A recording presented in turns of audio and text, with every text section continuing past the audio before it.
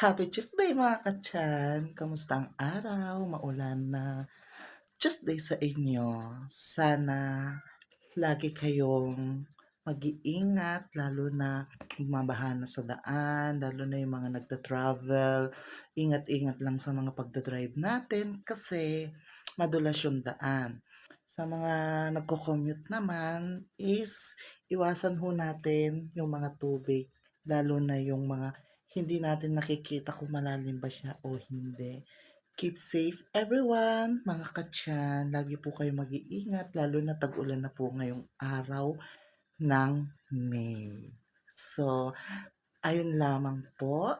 Mag-ingat lamang tayong lahat and God bless you all. Love you, katyan. Bye.